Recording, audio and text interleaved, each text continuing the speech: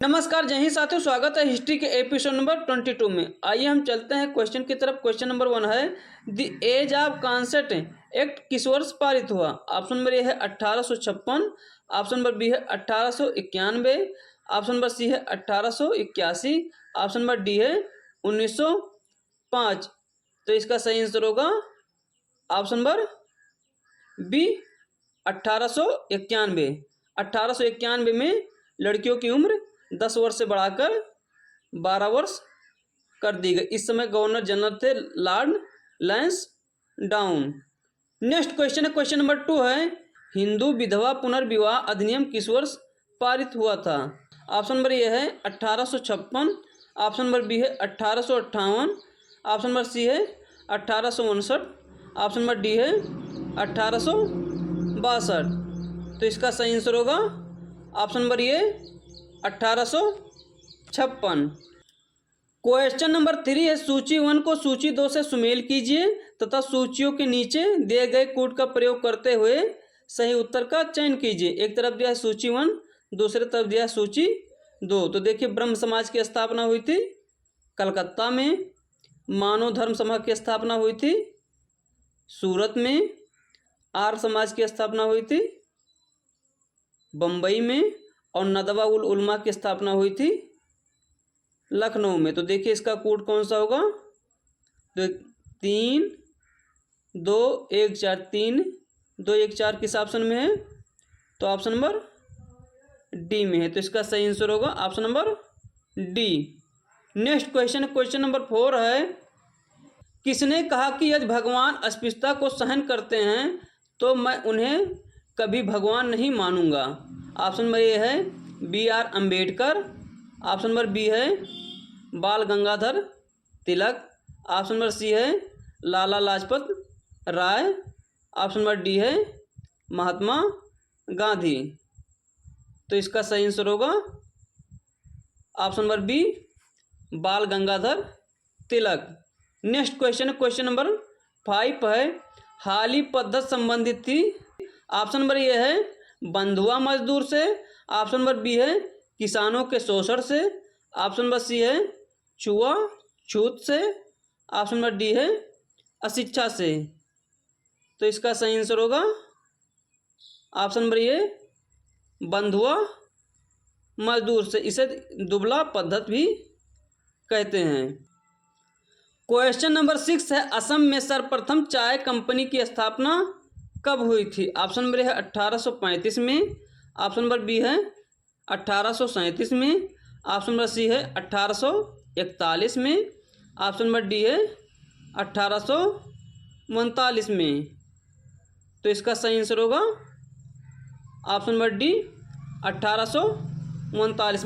1839 में ज़्यादातर चाय की कंपनी की स्थापना दार्जिलिंग क्षेत्र में हुई थी। चाय कंपनी की स्थापना 1833 के चार्टर एक्ट द्वारा स्थापित किया गया था।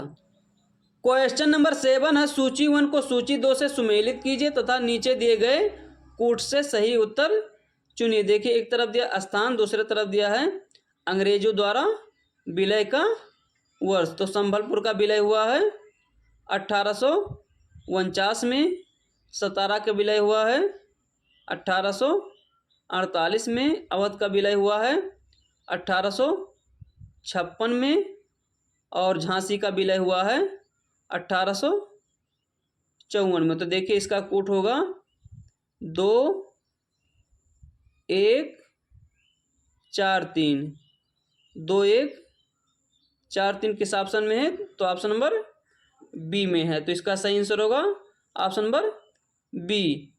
नेक्स्ट क्वेश्चन, क्वेश्चन नंबर 8 है आंग्ल नेपाल युद्ध की समाप्ति किस संधि द्वारा हुई। ऑप्शन नंबर ए है सुगौली की संधि, ऑप्शन नंबर बी है गंडमक की संधि, ऑप्शन नंबर सी है यांडबू की संधि, ऑप्शन नंबर डी है इनमें से कोई नहीं। आंग्ल नेपाल युद्ध का प्रारंभ 1814 ईस्वी में हुआ और यह 1816 के सुगौली की संधि द्वारा समाप्त हुआ। तो इसका सही आंसर होगा ऑप्शन नंबर ये। क्वेश्चन नंबर 9 है द्वितीय आंग्ल सिख युद्ध के समय ब्रिटिश गवर्नर जनरल कौन था। ऑप्शन नंबर ए है Lord Hardinge, option number B है William Bentinck, option number C है डफरिन, ऑप्शन नंबर डी है लॉर्ड डलहौजी।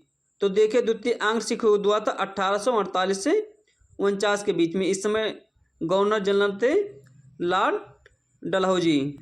द्वितीय आंग्ल सिख युद्ध में अंग्रेजों ने सिखों को बुरी तरह से पराजित किया एवं इनके राज्यों को अपने राज्य में अंग्रेजों ने विलय करा लिया। सिखों के अंतिम शासक दिलीप सिंह को पेंशन देकर इनको इंग्लैंड भेज दिया गया। तो इसका सही आंसर होगा option number D. Next question, question number 10 है, किसने कहा था पूरब वह विश्वविद्यालय है जो किसी को प्रमाण पत्र नहीं देता? किसने कहा था पूरब वह विश्वविद्यालय है जो किसी को प्रमाण पत्र नहीं देता? ऑप्शन नंबर है Lord Curzon, option number B है Lord Canning, option number C है Lord Dalhousie, option number D है लॉर्ड हेस्टिंग। तो इसका सही आंसर होगा option number A Lord Curzon. Question number 11 है, सुमेलित कीजिए। एक तरफ दिया है विद्रोह, दूसरे तरफ दिया है नेता। तो देखिए कच्छ विद्रोह हुआ था 1830 में, इसके नेता हैं राव भारमल। खासी विद्रोह हुआ था 1830 से 33 में और इसके नेता हैं चित्तूर सिंह। रामोसी विद्रोह हुआ था 1822 में, इसके नेता हैं तीरथ सिंह। और संथाल विद्रोह हुआ था 1855 में, तो इसके नेता हैं कान्हू तथा सिद्धू। तो इसका कोड क्या होगा? 3142। 3142 किस ऑप्शन में है? तो ऑप्शन नंबर सी में है। तो इसका सही आंसर होगा ऑप्शन नंबर सी।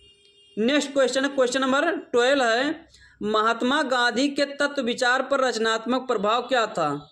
महात्मा गांधी के तत्व विचार पर रचनात्मक प्रभाव क्या था? फर्स्ट दिया है गांधी जी देव विद्या के जानकारों जिसे थियोसोफिस्ट से प्रभावित थे।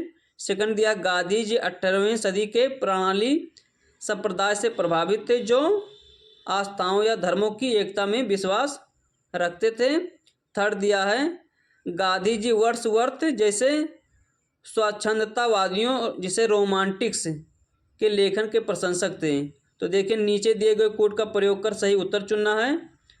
तो देखिए गांधी जी देव विद्या के जानकारों से प्रभावित थे, ये भी सही है। सेकंड दिया गांधी जी 18वीं सदी के प्रणाली संप्रदाय से प्रभावित थे जो आस्थाओं धर्मों की एकता में विश्वास रखते थे, ये भी सही है।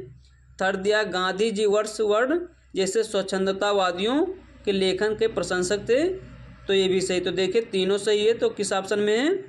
1 2 3 ऑप्शन नंबर डी में है। तो इसका सही आंसर होगा option number D. Next question है, क्वेश्चन नंबर 13 है, निम्नलिखित में से किस व्यवस्था का प्रसार ब्रिटिश साम्राज्य के 51% भूभाग पर था? ऑप्शन नंबर ए है जमींदारी, ऑप्शन नंबर बी है रैयतवाड़ी, ऑप्शन नंबर सी है जागीरदारी, ऑप्शन नंबर डी है महालवाड़ी। तो इसका सही आंसर होगा option number B Ryotwari. Mahalwari पर 30% और जमींदारी पर 19% था। क्वेश्चन नंबर 14 है, 1857 कृति के लेखक हैं। Option number A S N Sen, option number B है sir Syed Ahmad Khan, option number C है Shashibhushan Chaudhary, option number D है मजूमदार। तो इसका सही आंसर होगा option number A S N Sen. S N Sen एक सरकारी इतिहासकार थे। क्वेश्चन नंबर 15 है, निम्नलिखित में से कौन सा युग सुमेलित नहीं है? ऑप्शन नंबर ए है हेक्टर मुनरो बक्सर का युद्ध, ऑप्शन नंबर बी है लॉर्ड हेस्टिंग आंग्ल नेपाल युद्ध, ऑप्शन नंबर सी है लॉर्ड बेलेजली चतुर्थ आंग्ल मैसूर युद्ध, ऑप्शन नंबर डी है लॉर्ड कॉर्नवालिस तृतीय आंग्ल मराठा युद्ध। तो देखिए लॉर्ड कॉर्नवालिस के समय हुआ था तृतीय मैसूर युद्ध और तृतीय आंग्ल मराठा युद्ध हुआ था लॉर्ड हेस्टिंग के समय। इसका सही आंसर होगा ऑप्शन नंबर डी। दोस्तों आज इतना ही, हम नेक्स्ट वीडियो में मिलते हैं, तब तक के लिए नमस्कार, जय हिंद, बहुत बहुत धन्यवाद।